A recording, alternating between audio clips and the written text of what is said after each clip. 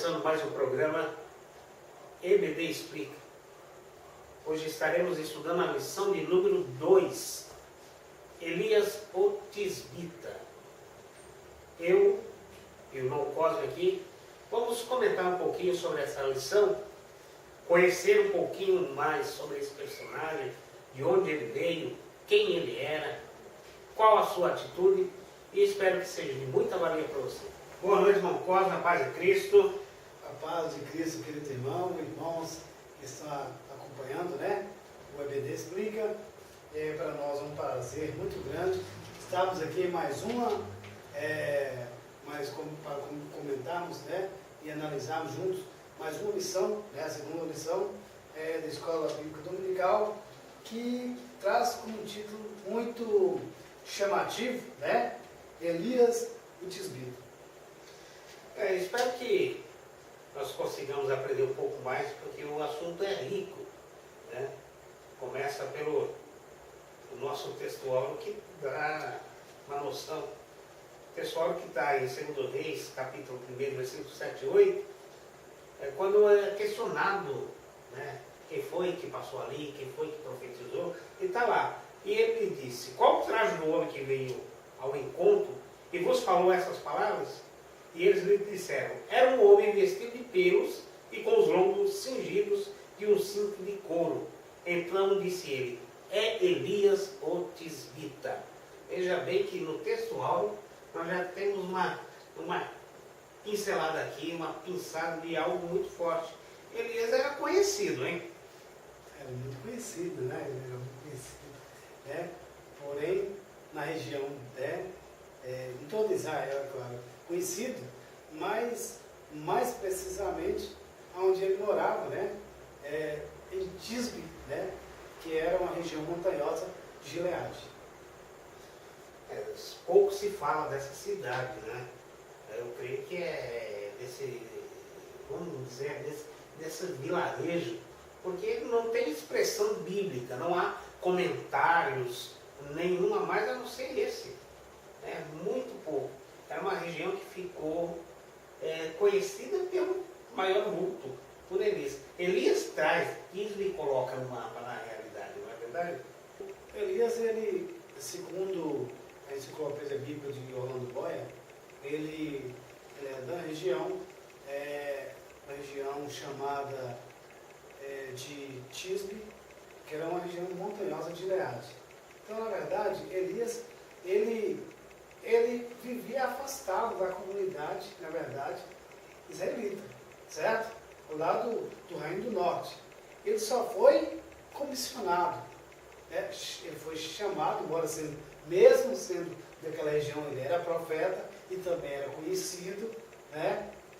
E até por muitos temidos, né?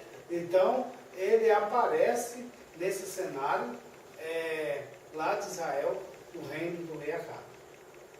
Nós vemos o começo, né, da história, 1 Reis 17, quando Elias aparece, tudo mais, nós vemos que ele já aparece com força, sendo uma pessoa enfática no que quer deixar claro, no que quer demonstrar. E não é fácil isso não. O chamado desse tem que ser um chamado nascido no coração, e não só nascido, não é só o desejo de ter o chamado, ou de fazer algo. Ele tem o chamado de Deus mesmo para isso, né? Infelizmente, parece que muitos se esquecem disso e acabam levando por brincadeira. Mas, realmente, para ser enfático dessa maneira, qualquer um pode ser, tem alguma escolha especial. Como é que se dá esse chamado? O chamado para profeta é exclusivamente divino de Deus. E olha que ser profeta não é fácil. Ser profeta é ser rejeitado, ser profeta é falar a verdade, né? Como naquela época, principalmente naquele período em que os reis eram os que mandavam, né? E muito mais ainda nesse período, nessa época do profeta Elias, os sacerdotes ligados aos reis, comprados pelo monarca, né? E assim de certa forma, o rei, ele travava o sacerdote. Então, Deus, vez por outra, levantava profetas. E, no caso, Elias.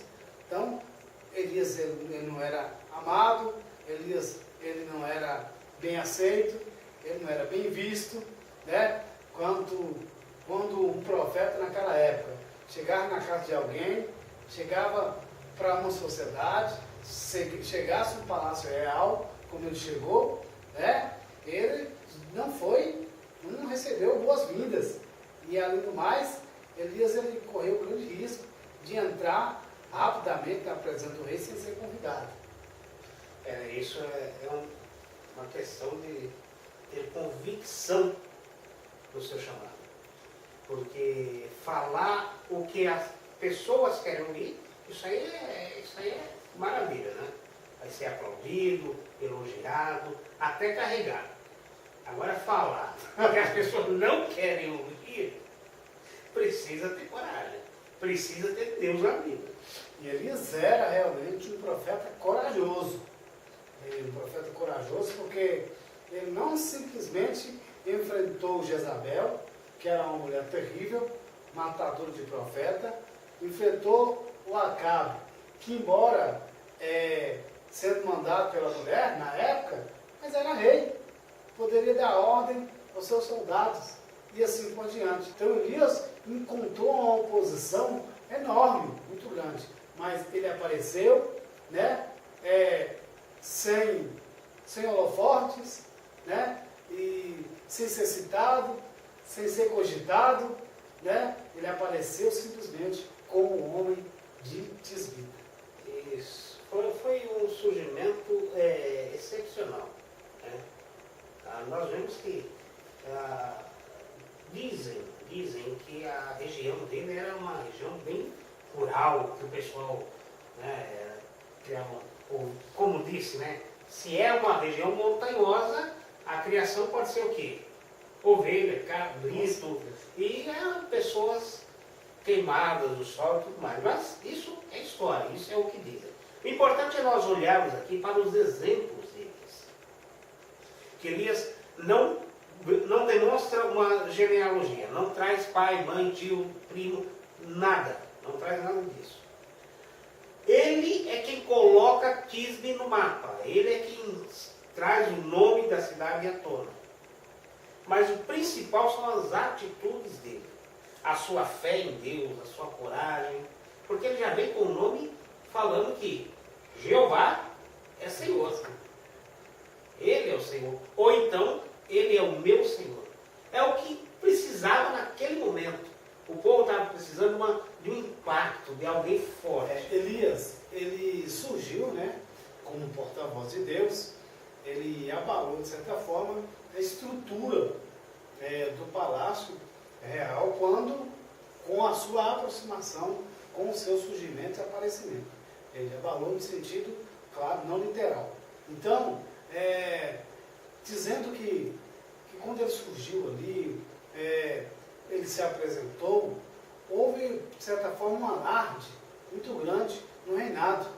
E, principalmente, com a sua expressão, né, que não iria chover, que não ia cair nem sequer orvalho, né, porque, na verdade, sabemos que essa era uma crença, né, deles, dos caldeus, que Baal era aquele que comandava o orvalho e a chuva. Então, Elias, a primeira coisa que ele fez foi ter lançado essa sua palavra, ou seja, a palavra, segundo ele, a sua palavra diante de Deus. O que é interessante como nós falamos sobre o nome de Elias, mas a crença dele, a firmeza dele na questão da sua fé e na fé daqueles que foram antecessores dele. Por exemplo, ele diz dessa forma: o Senhor Deus de Abraão, de Isaque e de Israel, manifeste-se hoje se tu és Deus em Israel, e que eu sou o teu servo. O interessante é isso, é que ele não se desvincula da verdadeira fé. ele não se deixa levar por por aquela situação a qual o reino do norte, Israel, estava vivendo. De apostasia, de mistura, de uma fé duvidosa. Não, ele se permanece fiel. O objetivo dele, professor, nessa sua frase, né, ele quer remeter os judeus, né, que o mesmo Deus que o estava usando, o tinha enviado, no qual estava, né, diante dele, era o mesmo Deus de Abraão, Isaac e Jacó, ou seja, aquele que fez a promessa a Abraão, aquele que sustentou a promessa a Isaac e aquele que renovou a sua promessa com Jacó. Por esse motivo que Deus usou essa expressão para que os israelitas se lembrassem também disso. Nós precisamos entender que ele é uma pessoa firme nas suas convicções, de uma palavra direta, sem se preocupar com o que o povo poderia dizer, com o que o rei poderia dizer. O principal dele é o que Deus tinha mandado ele fazer. Tem muito pregador aí que diz que Elias chegou e na hora que ele profetiza ali, na hora que ele fala, ó, não vai chover de maneira nenhuma, pela minha palavra não choverá. Tem muitas pessoas que dizem ali que Deus só cumpriu para manter a palavra de Elias. Isso é verdade? De forma nenhuma. Na verdade, Deus, eu acredito que Deus, ele simplesmente, ele estava confirmando a palavra que já tinha introduzido no coração do Elias. Porque se for assim, o pessoal da confissão positiva, esse pessoal aí que prega que tem que escrever Deus na parede, senta aqui Deus que eu quero falar contigo, isso eles vão estar certos. Se essa palavra for real, eles estarão certos. Mas eu acho interessante um texto aqui que diz desta forma: Elias era um homem sujeito às mesmas paixões que nós, e orando pediu que não chovesse, e por 3 anos e 6 meses não choveu sobre a terra. E orou outra vez, e o céu deu chuva, e a terra produziu o seu fruto. Quer dizer que não foi a palavra de Elias. Quando ele fala pela minha palavra, não, ele já tinha pedido a Deus. Ele já tinha orado a Deus. Tiago deixa bem claro isso. Ele ora. Então, esse negócio de espremer Deus aí está meio fora. Não era para Elias não, né? Não, de forma nenhuma. Elias, ele, na verdade, ele agia mais pela sua convicção e fé. Né? Ele estava baseando-se nisso. Principalmente pelo início da sua fala, quando ele usa a expressão dos 3 patriarcas, Abraão, Isaac e Jacó. Então, e quer dizer que isso é uma coisa que já temos que aprender com Elias. Né? Elias era submisso, era obediente. Ele não mandava em Deus, não. Não, de forma nenhuma. Porque tem um grupinho aí meio difícil. Se Deus fosse atender tudo que eles falaram. Olha, o ministério de Elias, pode me explicar um pouquinho como foi o ministério de Elias? Bom, o ministério de Elias foi um ministério muito perigoso, porém ousado, corajoso, dinâmico, um ministério que foi repleto como eu já disse antes, repleto de coisas espetaculares, porém feitas diante de Deus, não para a sua glória, não para o seu próprio louvor, mas para o louvor e glória do nome do Senhor. E Elias, como já tinha dito antes, ele na verdade, ele surge no momento, no instante, em que Israel está subdividido, né? O Reino do Norte subdividido, né? Lá entre Baal e Deus, entre Deus e Baal, e ele, de certa forma, surge num momento, num instante, ou seja, enviado por Deus, escolhido por Deus, enviado para promulgar, para colocar o nome de Jeová, o nome do Senhor, novamente no pódio no qual deveria sempre estar, correto? Mas o propósito principal de Elias foi e era esse propósito, esse objetivo. Nós Não podemos dizer que o ministério de Elias foi um ministério de experiências com Deus. Com certeza. Também vemos muito isso no decorrer das escrituras bíblicas. Porque nós não podemos esquecer que precisamos ter experiências com Deus. Nós não vivemos de experiências, mas precisamos ter experiências. Eu acho interessante que as experiências de Elias foram marcantes. Pede que não chova e não choveu. Volta a pedir que chova e chove. Pede fogo do céu e é respondido. E o fogo lambe ali o sacrifício, a água, o altar, tudo. Ressuscita, né, o filho daquela mulher, sendo que é a primeira ressurreição citada na Bíblia. Faz a questão da viúva de Serepta, que ela, olha, só tinha comida para ela e para o filho e depois morrer. Mas com a presença dele ali, há a multiplicação. É lógico, tudo é Deus que faz, mas dando experiências, falando com Elias, o próprio Deus alimenta, né, manda anjo alimentar Elias. Nós precisamos de mais experiência com Deus?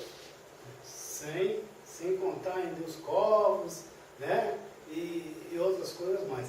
Realmente concordo. Tanto que as experiências, vale salientar, né, também que as experiências com Deus vai daquelas que nos faz crescer, né, espiritualmente, como aconteceu com Elias, mas nos faz também refletirmos, né? Refletirmos acerca da vida, acerca de quem somos, das nossas limitações, né? Que é o que nós vamos estudar em lições posteriores, né? Acerca do legado de Elias e também acerca da depressão que ele teve, né? Nós vamos estudar sobre então isso. a questão de ter ainda no assunto a natureza do ministério, vamos trazer hoje, vamos atualizar esse assunto. A questão que muitas das vezes nós pedimos, né, um ministério, ou alguém tem um ministério e ele é super popular, mas fraco de experiência com Deus, né? Fica muito naquele movimento, no oba-oba, muito naquela festa, mas a atuação real de Deus, a questão de poder, de experiência, de intimidade, essa está faltando no nosso meio. E muito. Temos que priorizarmos e temos que entendermos isso. Bem lembrado, professor, que muitas vezes um ministério profético, no caso deste de Elias, tinha que passar sim por essas experiências. Tinha que passar sim. Entendemos, é claro, que Elias, como bem disse o senhor, leu no texto de Tiago, que Elias, ele era um homem, ele era um profeta, um profeta de Deus, um servo de Deus, porém, ele tinha suas limitações e as suas dificuldades. Tiago disse que ele era homem como nós, com as mesmas paixões. Como nós. Ou seja, ele era um homem espiritual, né, que estava tendo experiências com Deus, mas, porém, também, o Tiago diz que ele era homem. Correto? Isso é bom frisar, lembrarmos que ele era um profeta, sim, mas ele não era anjo, ele não era divino. Correto?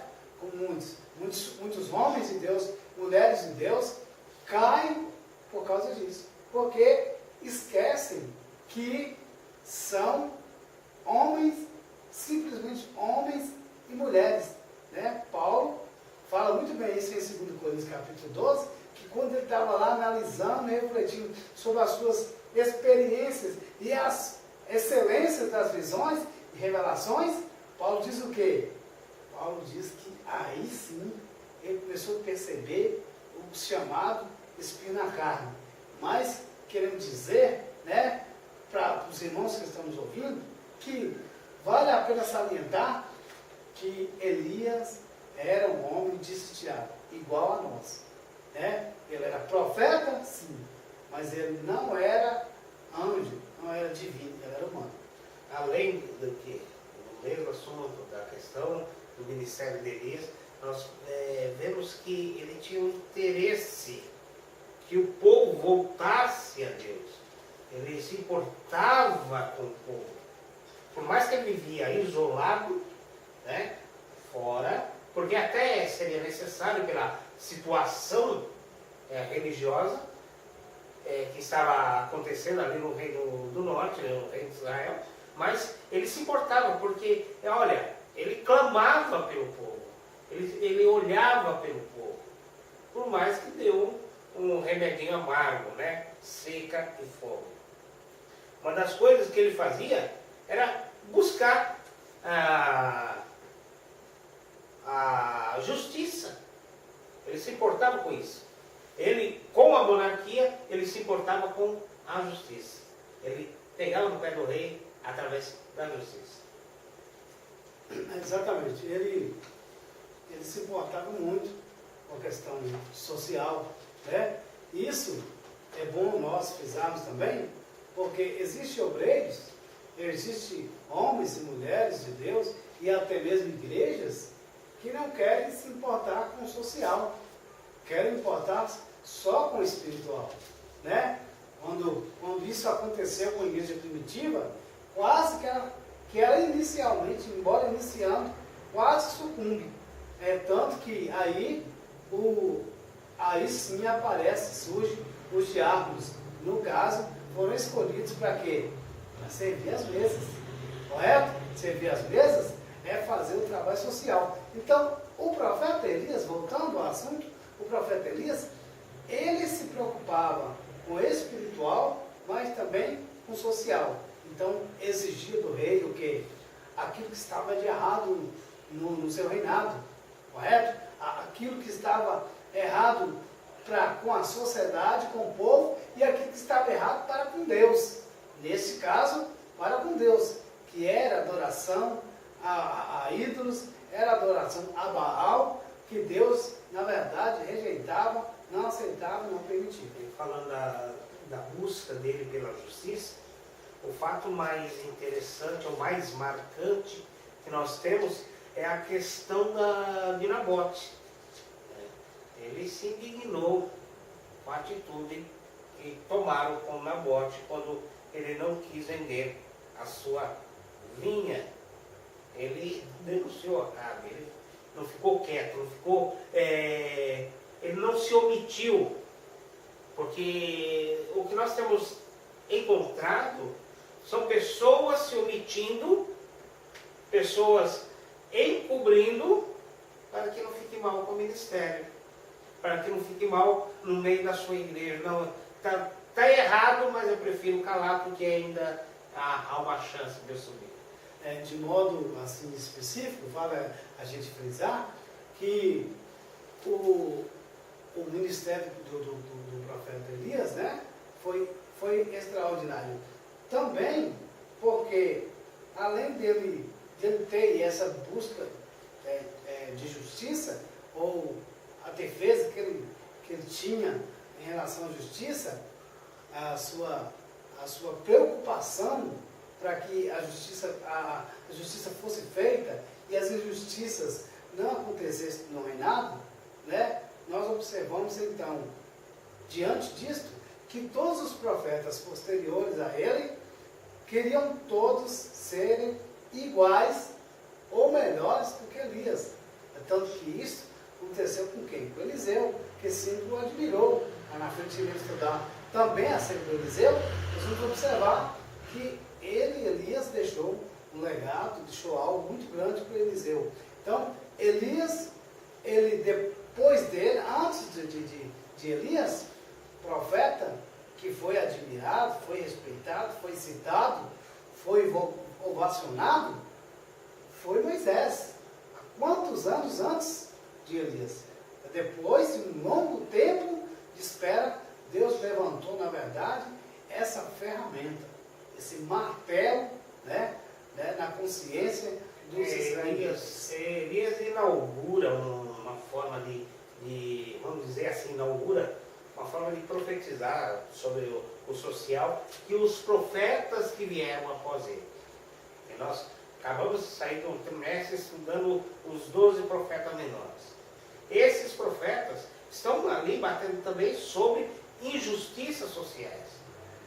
O problema da injustiça social está na mensagem de todos. Então, Elias foi a bomba, o pai. Foi na verdade, um dos pilares. O pai da ideia. Exatamente. Então, todos os profetas vieram depois dele, foi admirando e querendo sempre assim, imitar, tanto que lá na frente nós vemos a comparação de quem? De Elias com João Batista, de Elias com o próprio Cristo. E por isso que a igreja hoje também não pode se omitir a essa questão da justiça social. Porque às vezes nós nos trancamos entre quatro paredes e está ótimo. Do jeito que Elias viveu lá separado, vamos fazer também. E acabamos nos separando do mundo. E a questão não é separar do mundo das pessoas, e sim do pecado. O Novo Testamento, o Antigo Testamento, fala muito sobre Elias, mas antes de falar disso, a restauração do culto, o propósito de Elias ali, era fazer com que as pessoas voltassem a adorar a Jeová, correto? É isso? Porque ele via na mistura dos cultos ali um grande problema, um desvio. Vamos pensar um pouquinho a respeito dos nossos cultos. Será que hoje estamos precisando de um Elias para restaurar o culto? Ou o culto hoje vai de bem a melhor? Na verdade, se observarmos o período do Elias, a gente percebe e sabe, é claro, que existe pessoas que não entenderam e que não entendem que nesse caso, nesse momento do povo israelita lá no Reino do Norte, o Elias, ele veio mostrar para o rei Acabe, entendeu? Que Deus não estava gostando daquela certa divisão, Ora adorasse a Baal, servisse a Baal, ora adorasse Jeová. Então, ele não aceitou de forma nenhuma, como da mesma forma, Paulo disse isso lá na frente, no livro de Coríntios, ele fala sobre o jugo desigual. Então ele fala exatamente isso, que cristão tinha que ser cristão, totalmente diferente no sentido de adoração e de culto ao nosso Senhor Jesus Cristo, a Jeová. Então, em relação à sua pergunta, eu digo o seguinte, que é claro que tem que se melhorar muito, tem que mudar muitas coisas, mas no nosso caso a gente tem uma visão mais superficial, porque na verdade, é claro que a igreja, no caso o Brasil, a igreja melhorou muito a questão da adoração, Era muitas coisinhas que não podiam, isso não pode. Mesmo com essa inserção dessas práticas modernas, dessa liturgia moderna, nós estamos melhorando. Sim, na verdade, não no seu todo. Eu não vou aqui, no caso, generalizar, dizendo que está 100% ruim, nem 100% bom. quer dizer que existem as deficiências, né, na adoração. Porque a gente entende que adorar a Deus, né, é diferente do que se pensa por aí. Porque a minha pergunta baseado na visão aqui de Elias de restauração do culto, a minha pergunta é por quê? Nós vemos, nós sabemos que a adoração, em primeiro lugar, ela é pessoal. Isso aí não há discussão. Ela é pessoal. O segundo ponto, que onde ela passa a ser coletiva, e aí é que está o X da questão, é que nós temos visto práticas, né, de verdadeiros milagreiros ou práticas até mágicas no nosso mundo. Nós estamos tão afastados assim da essência do Evangelho que precisamos de práticas, precisamos de artifícios. Não vou citar aqui por respeito a A ou B, mas de muitos artifícios. Isso não leva ao povo se desviar, apostatar realmente no verdadeiro Deus, no verdadeiro culto. Concordo perfeitamente. A partir desta ideia, a gente toma por base, por princípio, de que existe pessoas, existe determinados cristãos e até determinadas igrejas que esquecem que, na verdade, o Evangelho, ele é simples, ele é objetivo, correto? E que Jesus, quando conversou com a samaritana, ele deixou bem claro isso para ela.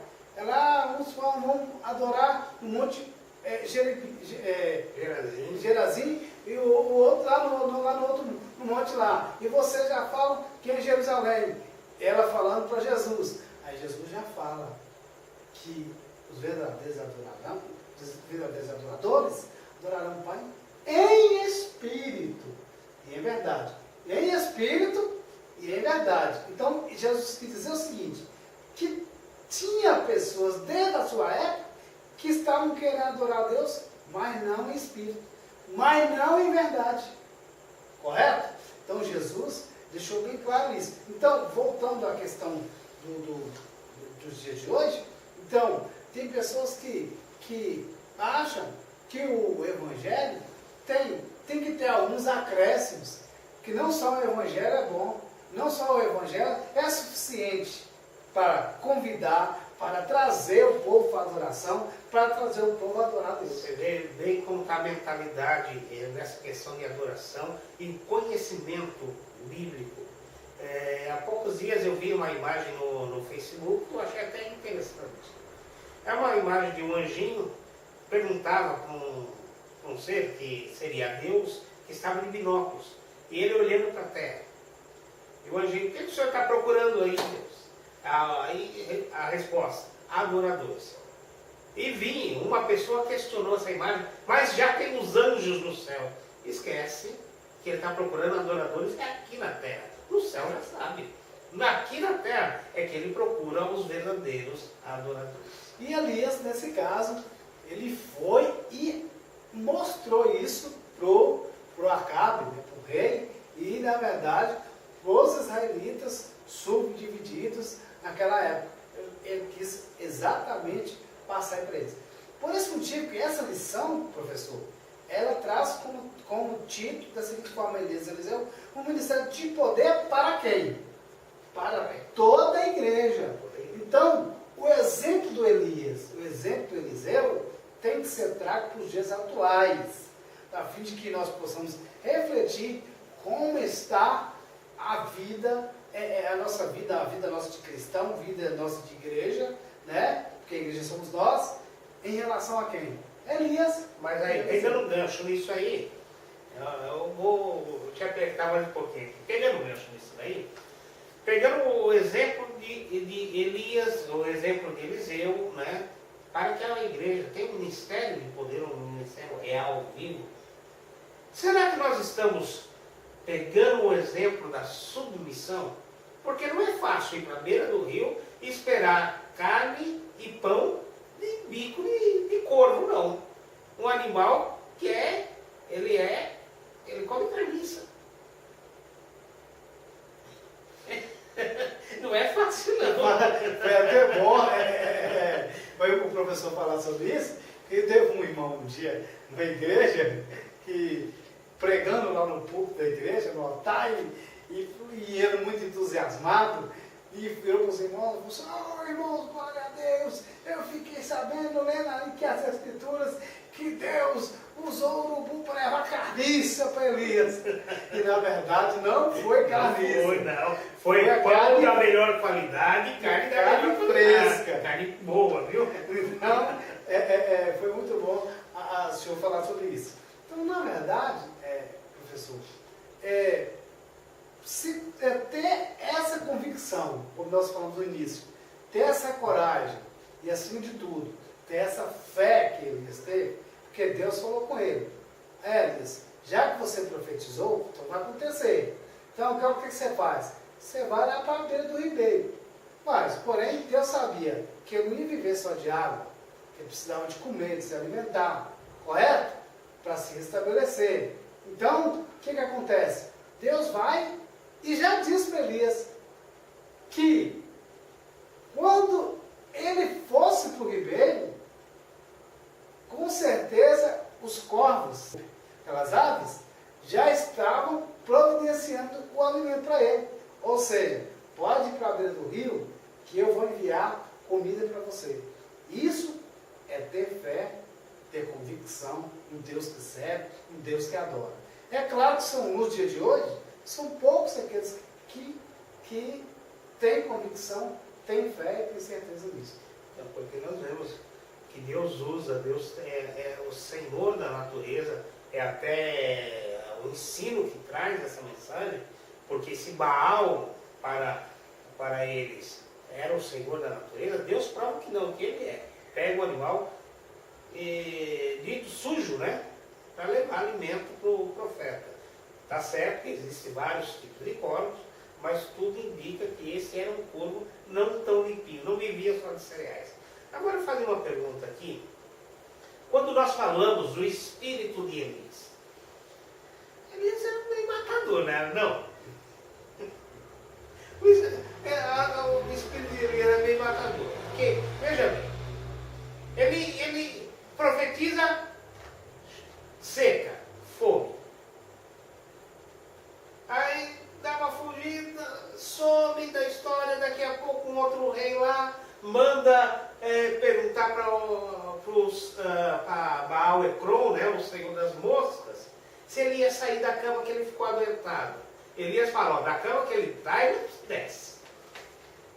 Vai para o monte, aí o camarada chega lá com 50 homens, a mandado do rei para tirar Elias, chove fogo, consome 50 homens. Manda mais 50, mais fogo, consome. Ele era meio matador, não era não? Boa pergunta. Na verdade é o seguinte, irmãos, a gente observa, eu vejo que na verdade, esse homem, esse papel, né, esse homem, Elias, né, essa personalidade, essa pessoa, né, que estava ali, o Elias, nesse período, ele se apresenta como um justiceiro de Deus. Gostei dessa, justiceiro de Deus. Certo? Ele aparece como justiceiro de Deus. Não é no sentido de que veio praticar e apresentar a justiça de Deus. Deus estava indignado com o quê? Com Acabe, com a divisão dos israelitas do Reino do Norte. Então Deus estava chateado. Então as ações e a posição do Elias representava aquilo que Deus estava sentindo. Correto? Entanto que na outra lição que nós comentamos, eu falei um pouco sobre isso, deixando claro de que enquanto que Elias matava, enquanto que Elias era pouco sociável, não era de muito bom dia, boa tarde, correto?